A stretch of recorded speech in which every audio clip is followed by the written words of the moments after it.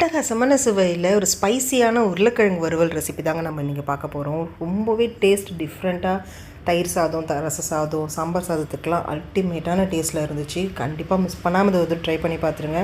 இதே ரெசிபி நீங்கள் உருளைக்கிழங்கு இல்லாமல் காலிஃப்ளவர், காளானில் கூட நீங்கள் செஞ்சு பார்க்கலாங்க. டேஸ்ட் ரொம்பவே நல்லாயிருக்கும். எப்படி செய்யுதுன்னு பார்க்கலாம் வாங்க.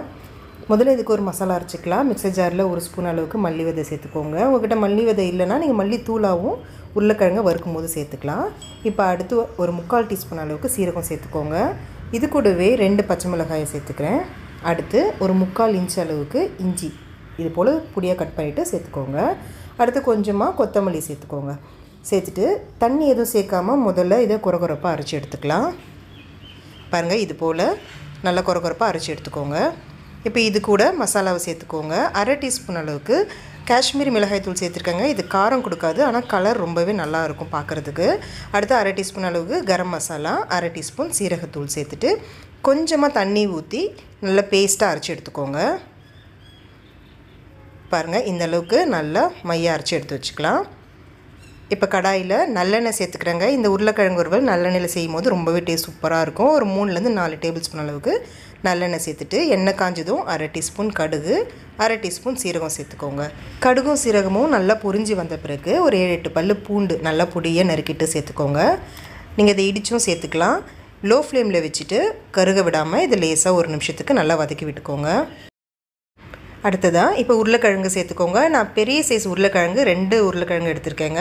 இது போல் நான் நீளமாக நறுக்கி சேர்த்துருக்கேன். நீங்கள் பொடியாகவும் நறுக்கி சேர்த்துக்கலாம். சேர்த்துட்டு தண்ணி இல்லாமல் சேர்த்துக்கோங்க.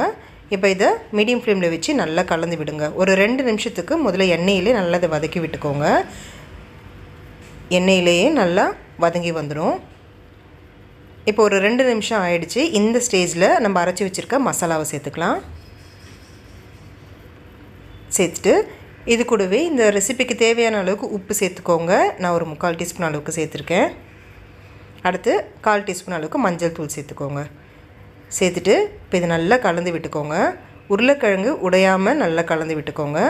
இதில் நான் 1/4 டீஸ்பூன் பெருங்காயத்தூளும் சேர்த்துருக்கேங்க. இதில் வீடியோவில் காட்ட மறந்துட்டேன். இந்த மசாலாவோட பச்சை வாசனை போகிற வரைக்கும் இது நல்லா இப்போ நம்ம வேக வைக்க போகிறோம்.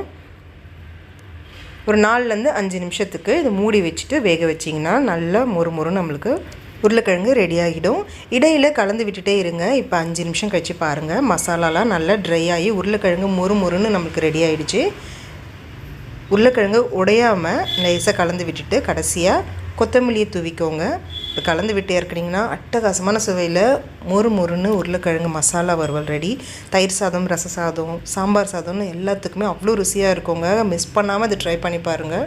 ட்ரை பண்ணி பார்த்துட்டு எப்படி இருந்துச்சுன்னு சொல்லுங்கள். இந்த வீடியோ உங்களுக்கு பிடிச்சிருந்துச்சுன்னா லைக் பண்ணுங்கள். உங்கள் ஃப்ரெண்ட்ஸ் அண்ட் ஃபேமிலி கூட இந்த வீடியோவை நிறைய ஷேர் பண்ணிக்கோங்க. அப்படியே மறக்காமல் அம்மாடி கிச்சனுக்கு சப்ஸ்கிரைப் பண்ணிக்கோங்க. Thank you friends.